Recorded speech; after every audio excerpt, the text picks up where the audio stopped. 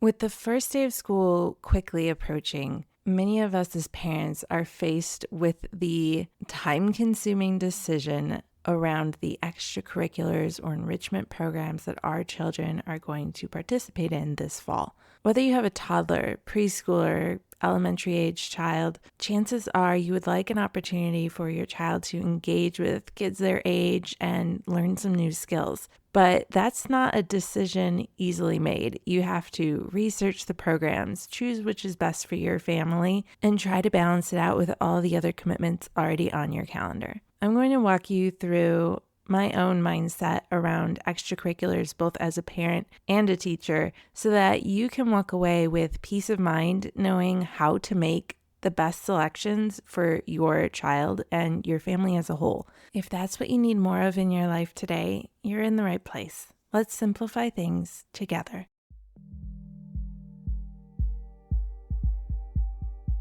I'm Erin Christopoulos, a mother of two and teacher-turned-mom strategist who puts the pieces of mom life together so you don't have to. I get that you're short on time and don't have the capacity to figure out everything on your own, which is why I'm here to help you get clear on where to put your focus while protecting your time and energy so you can actually enjoy these years with your little ones. I'm ditching the overwhelming and unrealistic one-size-fits-all tactics and replacing them with an approach that's practical and personal, because I believe your family is one of a kind with its own qualities and values that deserve an adaptable approach, offering support and encouragement where you need it most. From honest conversations and mindset shifts to practical tips and sustainable strategies, consider this your customizable guide to mom life. With the tools and resources you need at your fingertips, you'll finally have the confidence and clarity you need to bring more intention and ease to everyday life so that you and your family thrive. This is the Mom Life Handbook.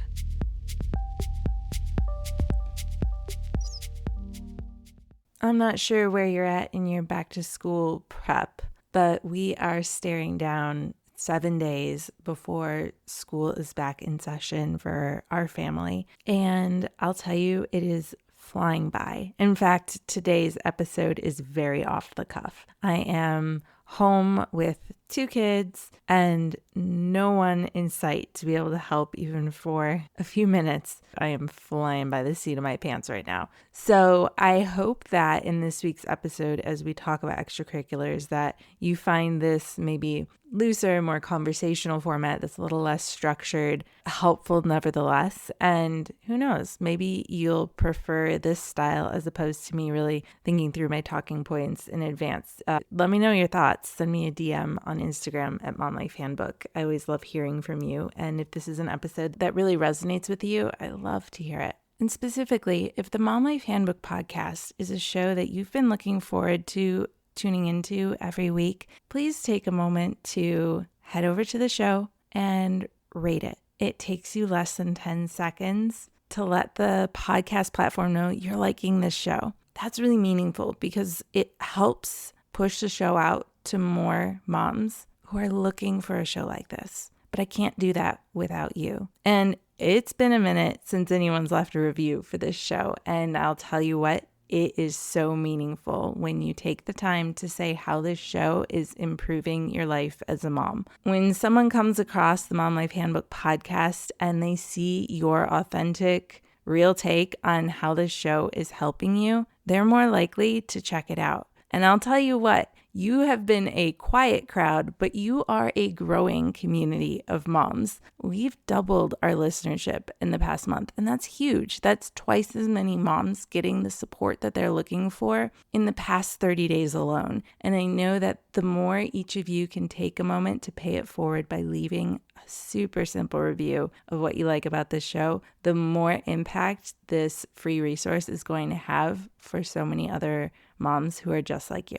So thank you for taking the time to do that. I love hearing from you, whether it's in my DMs or reading your reviews. That touch point means the world to me. So please don't be shy. Connect with me in a way that feels right for you. And since so many of you are getting ready for that first day of school, I want to make sure that you know about my free resource where I've put together 5 back to school tasks that I think you're probably overlooking. These are the things that as a mom, I've thought, oh man, I should have done this sooner. Or as a teacher where I'm like, oh, if only parents knew about this. And I know that they are going to help you feel more focused, really narrow in on things that will make a difference in your day-to-day life as a family and will also save you time and effort. If you want to grab that download, it's at momlifehandbook.com/school checklist. It's totally free, and right after you pop in your name and email address, it'll show up in your inbox, and you've got it there for this year and all the years to come. It's really helpful. So let's talk extracurriculars. I've had several of you reach out to me and say, what's the deal with extracurriculars? They're driving me crazy. I don't know what to pick. I don't know how many extracurriculars my child should be in. I can't believe how expensive these are. And what do I do about it? So I thought this was the perfect time to just share my thoughts and give you some things to think about. I'm definitely not going to tell you what you should do. As you know, with all things Mom Life Handbook, the whole philosophy here is to give you guidance and insight that brings some clarity and peace of mind by helping you navigate your decisions in a way that really fit your values, your personality, your lifestyle. I think that that is so important. It is something that is so needed in the parenting space because deep down, you know what's best for your family. No one else does. There's no right or wrong way to navigate extracurricular activities. So the one thing that I always think about when deciding with Jason which extracurricular activities our kids are going to be a part of, we have to really think about the give and take. So what you put into extracurriculars for your family takes away from other things that your family could be putting their time and effort into. Now, this again is first of all going to look different depending on your lifestyle. If you have to do after school care for your child because you're working a 9 to 5, then maybe you would like the option of letting your child do some after school enrichment so they're not sitting in after school care 5 days a week. I get that, which by the way, not knocking after school care. Fun fact, I used to be a site director for the YMCA after school programs all through undergrad. So I'm here for those programs. They really are helpful and beneficial to our kids. It's peace of mind knowing our kids are accounted for in a safe place and they can often feel very at ease, especially if they're in their own school for the after school care. It's nice for them to be able to be there. But I also get that doing that every afternoon can become boring for some kids. And it is a perfect time to fit in those opportunities for extracurriculars if they're going to be doing something after school where you're not going to be with them. But with that said, I know that I have often been paralyzed when it comes to making a decision or committing to an extracurricular when I start thinking about just logistics alone. And with Jason and I both working from home, we have flexibility of taking our kids to extracurriculars after school. But there's a part of me that also doesn't want our family to be going off in separate directions every day after school. Now, is that my personal value system? It is. So just think about what matters to you. To me, when we are going in separate directions every day after school, it's taking away from our time as a family, and it's also taking away from my children's opportunities to have a little bit of unstructured time at home, which I do feel is really important. Now, Theo's going into 4th grade this year, so he will probably be a little busier after school than he has been in the past, but ever since our kids have been in elementary school or maybe even preschool, they've only had one extracurricular after school. Now, they also used to do swim lessons on Saturdays, but that was it. So max 2 activities a week. Now, as Theo's gotten older, he's ended up having, a practice a week for a sport and then also a day to compete. So that was 2 days a week, but he was no longer doing swim lessons. And this worked well for us because it has given us an opportunity to minimize this sense of running around each and every day. It's allowed for the kids to have a nice balance between time at home and time out doing activities. And it's also ensured that we always have transportation covered. We haven't had to worry about carpooling or not being able to get our kiddos to their activities because we haven't double booked ourselves. And then thinking back to when the kids were, say, toddlers, I would do more mommy and me classes with the kids at that time, like in the summers, for example, when I was home. I did not do them during the school year with the kids because I was working at school every day and it wasn't really an option to do something after school when they were so young. They had to get home, have a little playtime with me and Jason and eat some dinner and go to bed. But if you are in a situation where you're home with your children or you have some flexibility in your work schedule and you are home with them a few days a week and you want to find an activity or two for them to do, I think it's great. We used to do music classes,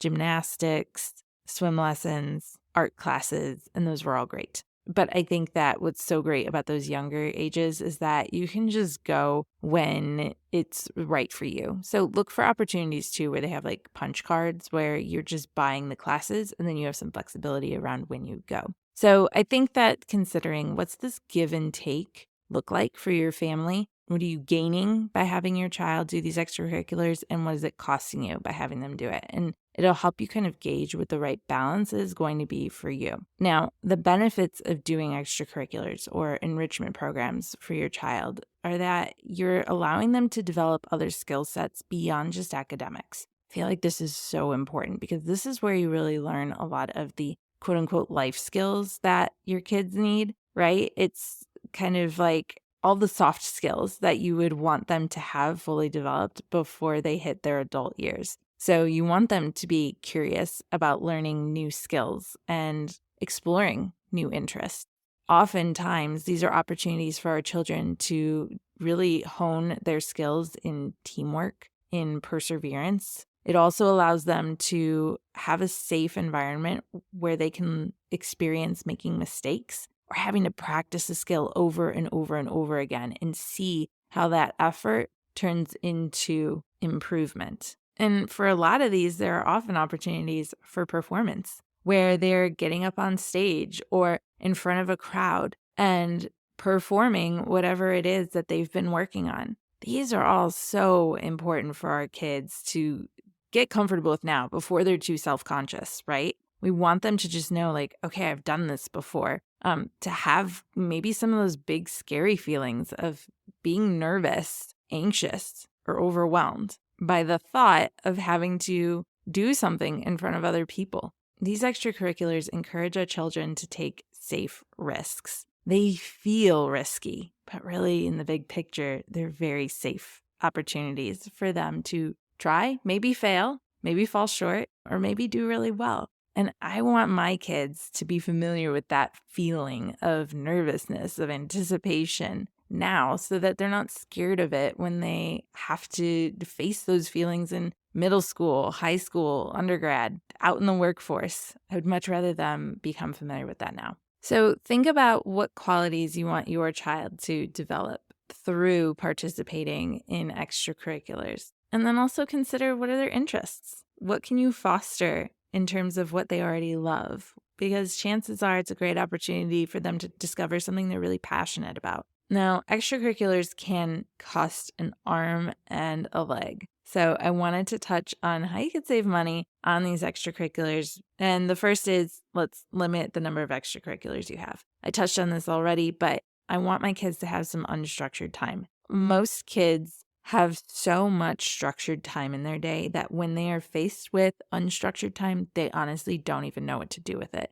Kids are losing their opportunities to be creative, to just relax and be kids. So I want you to consider, what does your child's week already look like? Is it really structured? The older they get, the more structured it becomes, for sure. So depending on the age of your child, it's going to vary. But when I think about, say, Theo, who's in fourth grade this year, he's getting up, he's going to before school clubs, he's in school all day till about 4, then probably 3 to 4 days a week this year, he's going to have a practice of some sort or a game. That's a lot. It's really just 2 commitments, but they're 2 days each. So that's really pushing it. We're left with now just 3 days where there's some unstructured time. And I think that that's okay. It's all things that he's interested in, but it's definitely going to be a shift. And I want my kids to know that having that unstructured time, that downtime, is important. I think too many of us as adults struggle with not having that, or we feel like we don't deserve that downtime, or that if we take that downtime that we're falling behind. And nothing could be further from the truth, but it is very much a cultural norm to not take a pause. So I'm always very cognizant of, what's that right balance for our family? And then also the perk of that is we end up saving some money. Now, Stella's in first grade this year, and right now she's just signed up for one extracurricular. She'll go to gymnastics class once a week, and that feels good. I work with her every day after school on her reading, and so that takes, a good 15 or 20 minutes, and that's already adding then more structure to her day. So I'm okay with her having that one extracurricular. We might add in some horseback riding lessons. But again, then that would only be 2 days a week. And that feels very appropriate for a 7-year-old for our family. Now, another way to save some money is to opt for drop-in or short-term classes. And this is a little bit easier when you have younger kids, but just be on the lookout. I know that there's a dance studio by us that our kids love to go to. It's like a yoga class. You can just sign up on MindBody and choose the class you want to go to. And we go some Saturdays when we're free, and then we don't go on the Saturdays where we're not free, or we just want to lie low. That is a great option.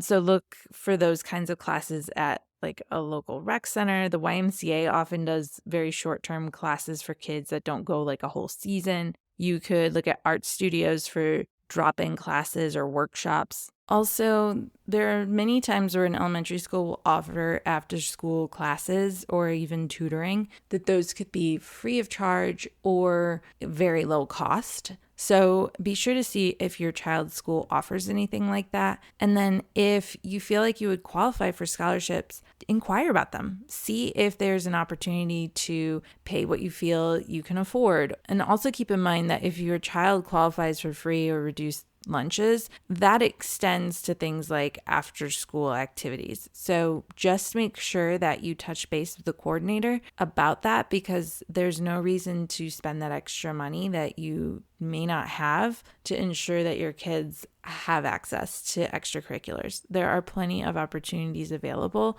to make those programs more accessible for your child. So don't rule those out. And then also, I really like at-home enrichment opportunities. This kind of goes back to this idea of like a drop-in or a short-term class. If you look at programs like OutSchool, where you can just choose a topic of your child's interest, I'll put a link in the show notes. I think I have a promo code to save you some money on a class. I think it's like $15 off your first class, and most of the classes are like under $20. I think most are like 10. So I used them to teach Theo how to tie his shoes. He also learned how to do Rubik's Cube by taking a couple of classes with them. Like, they're so simple to sign up for, and they have such a range of interests. They can be academic, they can be skills-based, or they can just be more that kind of enrichment type of learning. And then also look into apps that teach your kids skills. So one that comes to mind that we use is Dribble Up. I'll see if I have a code for that to save you money too. It's a smart sports program. So you can get like a soccer ball, a basketball. They may have added other things now, but like Theo can join a live class virtually where he's working on dribbling skills with a coach, and there's a leaderboard. It's the coolest thing. But he can also just do on-demand classes where he, has 10 minutes and he wants to practice his spider dribble. He can hop on there and do that. And there's a coach that's leading the class. He can practice those skills, still earn points. And I think that I don't pay for that subscription. I think Jason set that up, but I want to say it's like $5 or $10 a month. Hold on, let me look. Ooh, actually, there's a new smart baseball glove. That's really cool. So you pay for the subscription, and then it's good for up to 6 family members. So I like that you're just paying one price for that monthly subscription. The membership is for unlimited sports and fitness classes, and it's $17 a month plus tax. So let's just say it's $20 a month. You're looking at $5 a week. So that's a really great option for your kiddos who maybe have an interest in a particular sport. That's just one example. I think that there are plenty of other great apps out there that allow our kids to develop new skills without having to pay for a live instructor per se. So I'd love to hear your thoughts on extracurriculars. What are your kids planning on? What do you plan on enrolling your kids in for this fall session or spring session, depending on when you're tuning in? How has this episode helped give you peace of mind or a little bit of clarity around what's best for your family? Again, you can't really go wrong. It's about what your family values, whether that's time or development of skills or relying on it as a form of childcare. At the end of the day, I don't want you making your decisions based on what another family is doing. What they're doing is what's right for their family. Hopefully they're not making decisions based on what other families are doing as well, but it happens. Don't worry about what another kid is doing and don't use that as your gauge of whether that's right for your child. Instead, really turn inward and consider, what does my child need at this point in their development? What are my family's priorities in terms of time, financial investment, and the potential stress that all these activities could add into the family dynamic? Once you're clear on that, it'll be much easier to know how many extracurriculars are right for your child. And then from there, you can really focus in on which programs are best going to support your child's interests and development and needs. And as we wrap up this week's episode, remember, mom life is complex, but it doesn't have to be complicated. Here's to leading with purpose and intention as you simplify mom life in the week ahead.